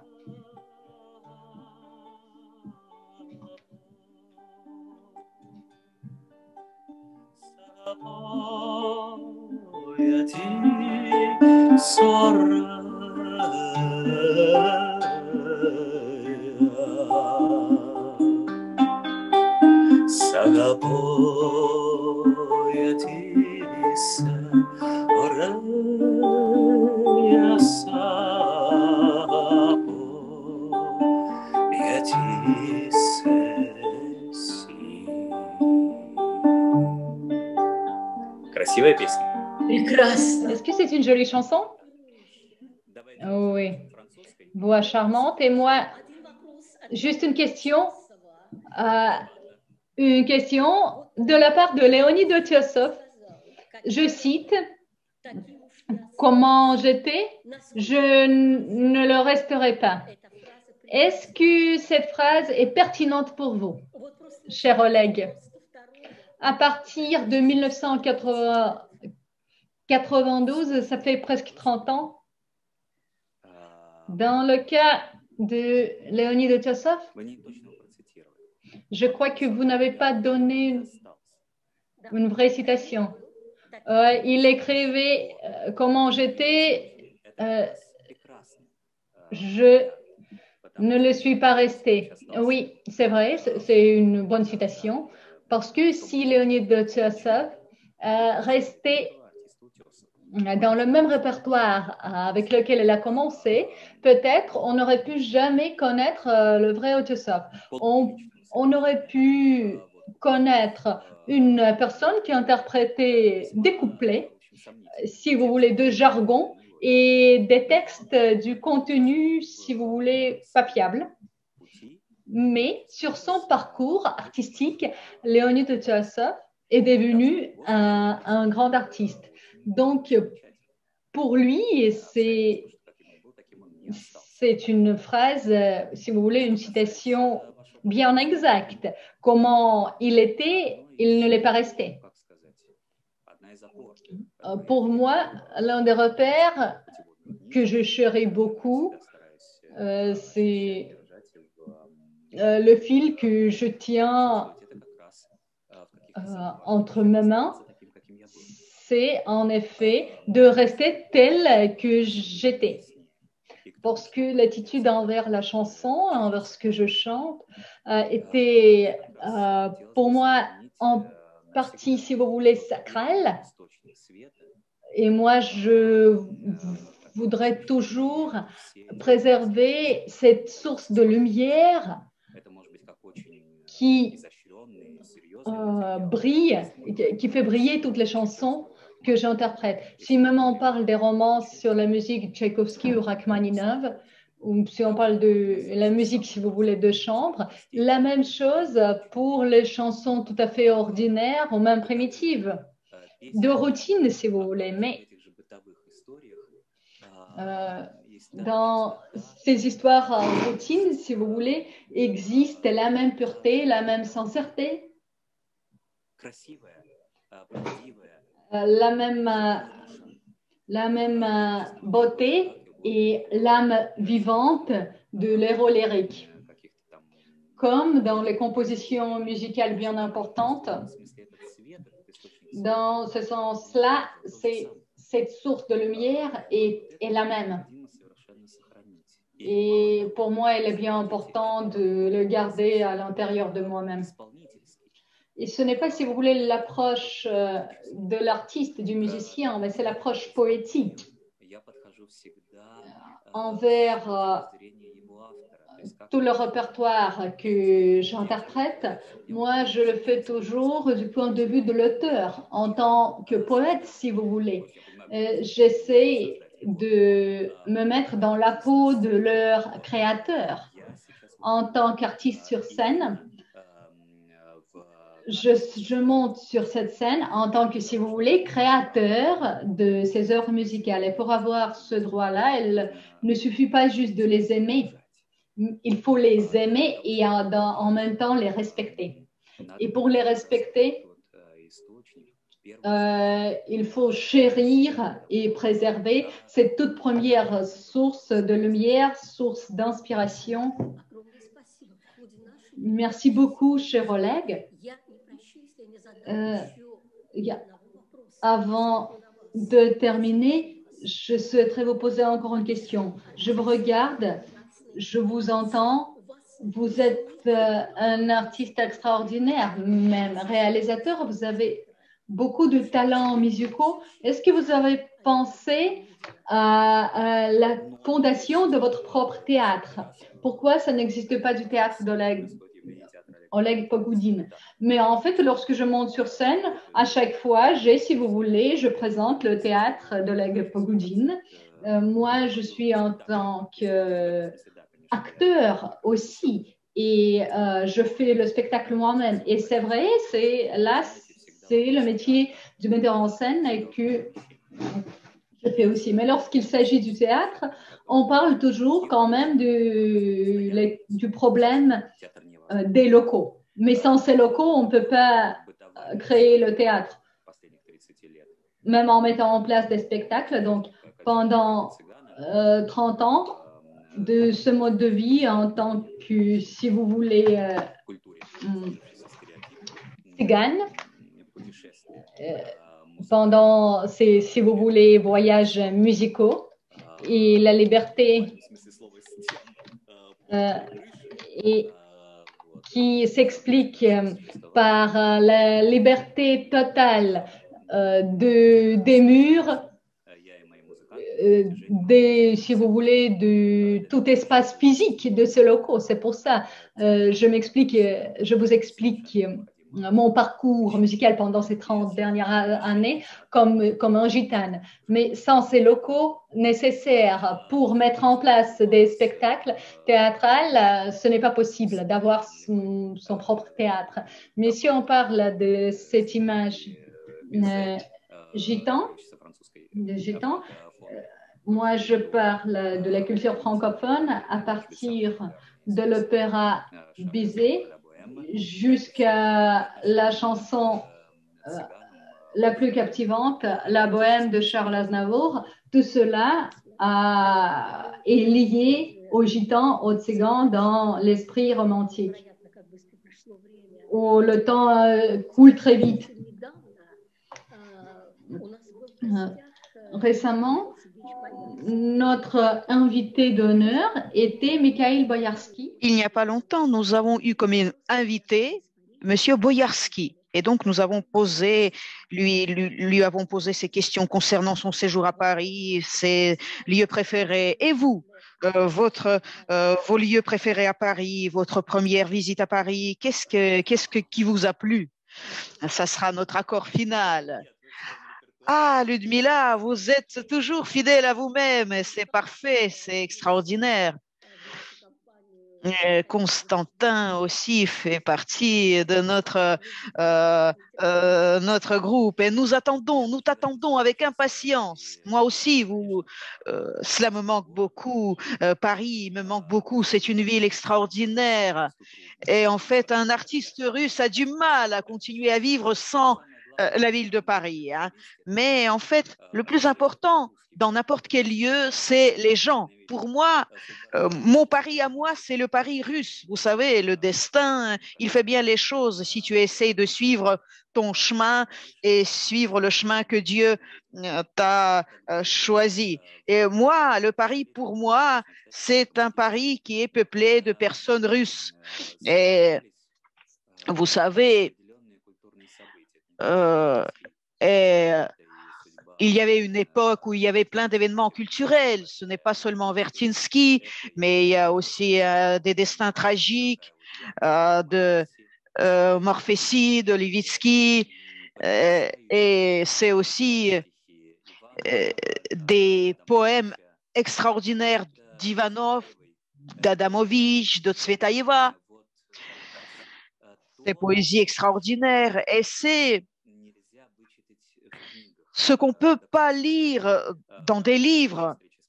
Vous parlez de la première rencontre avec la ville de Paris, mais vous savez, comme tout enfant soviétique, j'ai fait ma première rencontre avec Paris grâce à des livres, grâce aux livres d'Alexandre Dumas, grâce à Maurice Druon, à d'autres, ceux qui étaient populaires, ceux qui étaient accessibles à nous.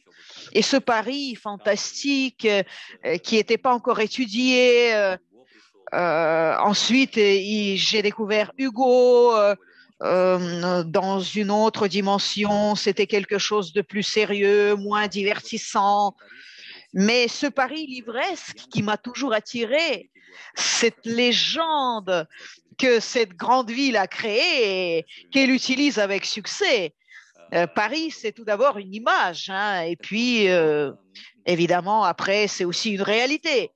Et j'ai toujours été attirée par Paris. Je voulais voir la ville que j'avais créée dans mon imagination. Et mon premier séjour, donc, quand j'ai pu économiser de l'argent, donc je suis allée en Allemagne, j'ai eu une tournée en Allemagne et avec un ami et j'avais économisé de l'argent et donc, grâce à mes concerts, et oui. Et alors, à l'époque, les visas étaient différents alors, je ne me souviens plus si c'était légal ou illégal, mais peu importe. Et donc, je suis allée à Paris après, et ce Paris que j'ai vu ne correspondait pas à cette image livresque. Et ce Paris m'a frappé, mais de manière agréable, comme mon Paris livresque.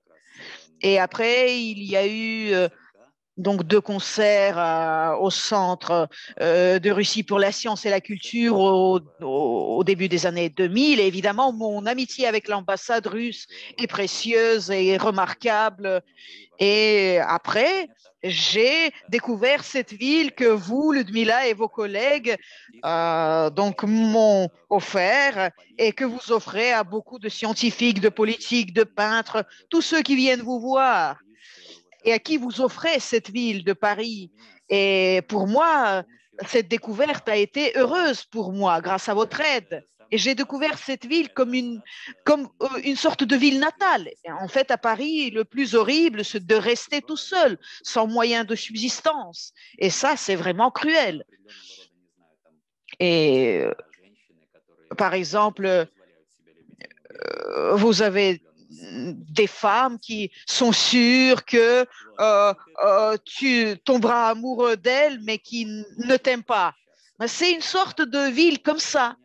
Et tu es obligé de l'admirer, de l'aimer, mais cette ville, elle peut ne pas être amicale par rapport à ton endroit. Mais quand dans cette ville, tu as des amis, alors là, ça devient une ville unique parce que tu peux découvrir d'autres dimensions profondes, pas toujours brillantes, mais quand tu deviens un quidam ordinaire dans cette ville, comme disait Okudjava, il disait, j'aimerais être une personne ordinaire et être dans cette ville de Paris. Et après, il y a des chansons comme Fantaisie parisienne qui sont nées grâce à ça. Et quand il y a cette vie ordinaire que tu découvres, la vie de tous les jours que tu découvres dans cette ville, et c'est de là que viennent toutes ces belles œuvres poétiques. Je parle des chansons de Piaf, d'Aznavour, etc.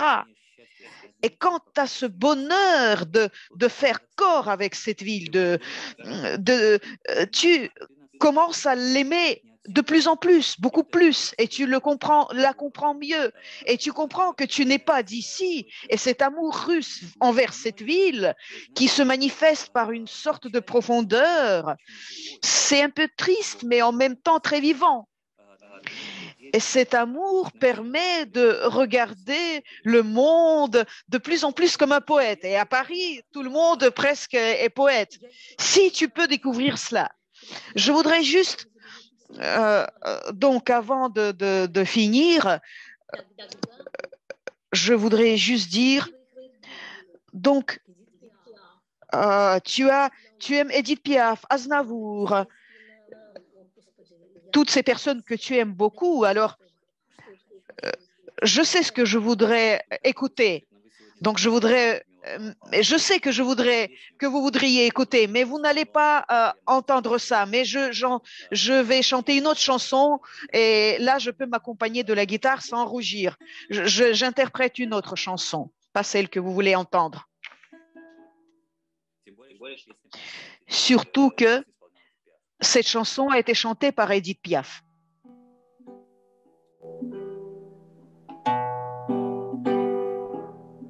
Fais comme si, mon amour, fais comme si on s'aimait et qu'un jour, rien qu'un jour, l'amour c'était vrai.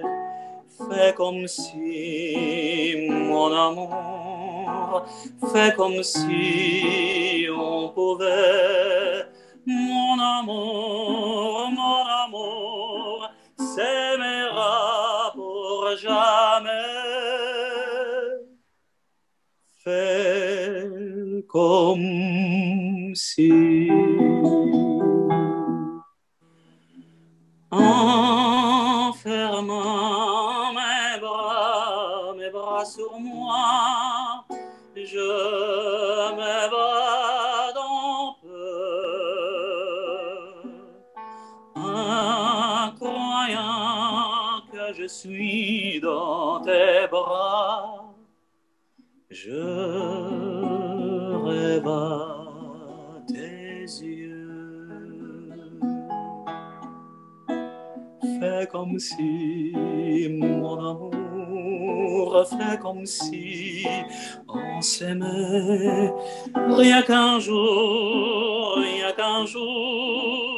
l'amour c'était vrai. Fais comme si, mon amour, fais comme si on pouvait, mon amour, s'aimera pour jamais. Fais comme si. Олег, это прекрасно. Oleg, c'est magnifique. C'est ensorcelant. Merci infiniment. Merci, bravo. Je voudrais juste dire une chose. Ludmila vous a bombardé de questions, vous avez eu une longue conversation. Moi aussi, j'avais plein de questions. Certaines même sont arrivées il y a 2 semaines. Bien sûr, vous avez répondu à beaucoup de ces questions déjà. Donc, je ne peux pas reproduire toutes ces questions. J'espère que le public me comprendra, me pardonnera. Mais il y a une question que je vais me permettre de poser si vous n'y voyez pas d'inconvénient, parce que cela vous...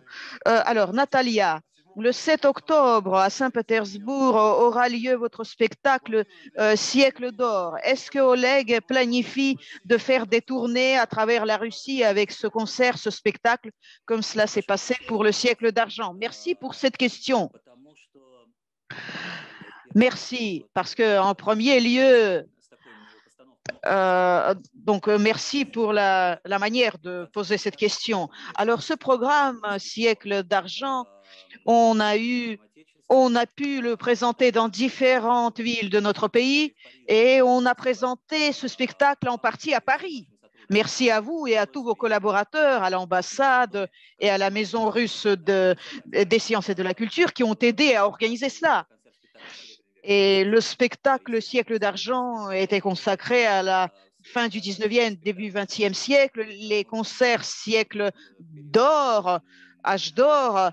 Alors cela s'adressera, on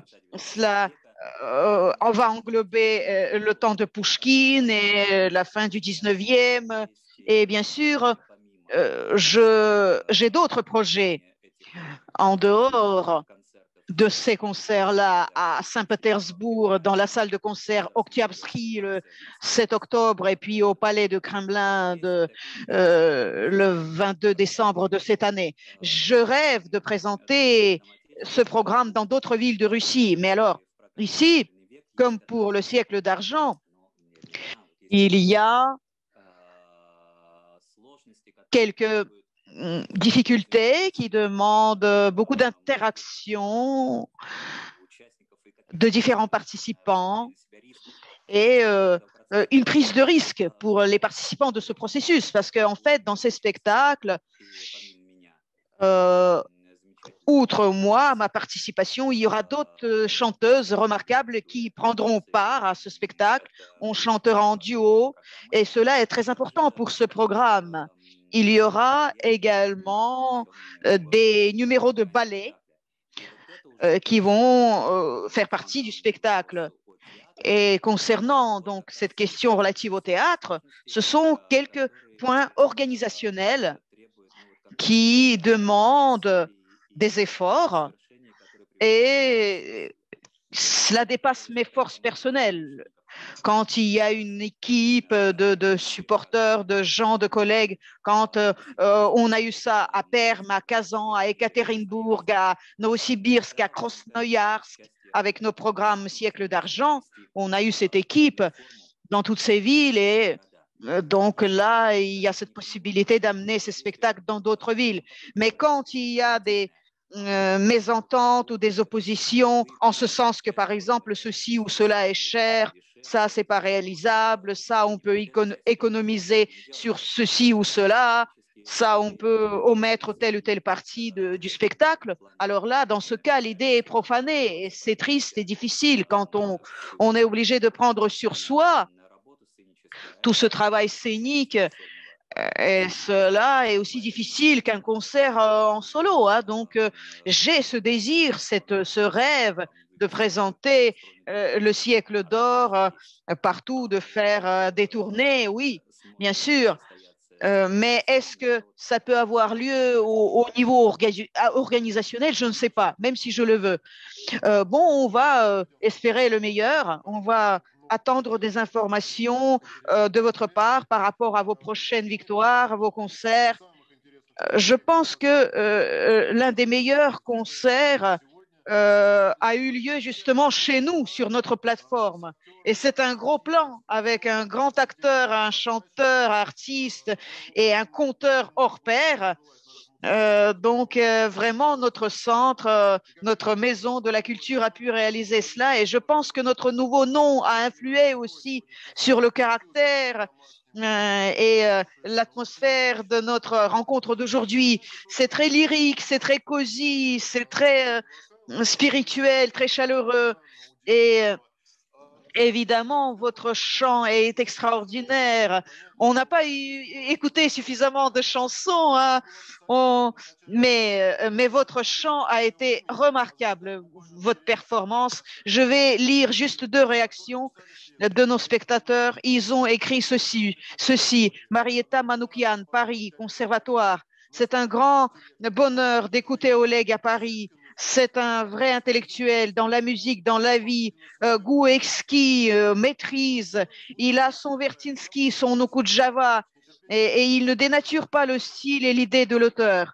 Deuxième remarque, Ludmila, si les organisateurs savaient à quel point ça avait été un plaisir pour nous. Et on peut écouter tout le temps Pogodine. Il parle si bien russe, il a des idées extraordinaires et il a une belle voix et une voix intelligente. Et je n'ai rien à rajouter, c'est très bien formulé. C'est magnifique et ça rime tout à fait avec nos sensations à nous. Je voudrais juste dire quelques statistiques à la fin. Alors, aujourd'hui, on nous a regardé dans 12 villes russes. 5 villes françaises nous ont regardé, y compris Saint-Geneviève-de-Bois, la ville la plus russe. Et 7 pays nous ont regardés. Aussi bizarre que ça puisse paraître, hein. Merci. Oui, il y a eu un grand intérêt et c'est vraiment beaucoup plus que ce qu'on a traditionnellement. Je voudrais vous remercier chaleureusement. Je voudrais remercier notre remarquable Ludmila. Vraiment, on a un tandem artistique extraordinaire et j'espère qu'on aura d'autres gros plans. Et on pourra vous recevoir dans nos locaux, nos salles accueillantes. Notre public vous attend et j'espère qu'il y aura pas seulement des Parisiens, hein, mais il y aura aussi d'autres participants d'autres villes et non seulement des villes françaises.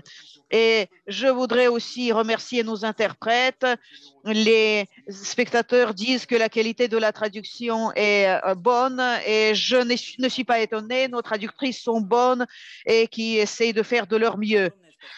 Merci beaucoup, merci infiniment. Vous nous manquez beaucoup. Qu'est-ce que j'aimerais vous revoir au plus vite, à nouveau, à Paris, à Moscou. Et le plus remarquable dans cette vie, c'est les gens. Et si nos rencontres peuvent se dérouler dans des grandes villes et à de si belles occasions, lors d'échanges culturels, d'événements culturels, c'est une grande joie pour moi. Je voudrais vous remercier de ma part pour le travail que vous faites depuis des années pour promouvoir la culture. Et quand le monde devient fou sur certaines trajectoires, dans certains cas, votre travail devient primordial. Et je vous souhaite des forces, je vous souhaite des relations chaleureuses à tous. Et je souhaite qu'on se rencontre le plus souvent possible. On est toujours à votre disposition. Bravo, Oleg Pogoudine, bravo. Merci à vous. Merci. Au revoir.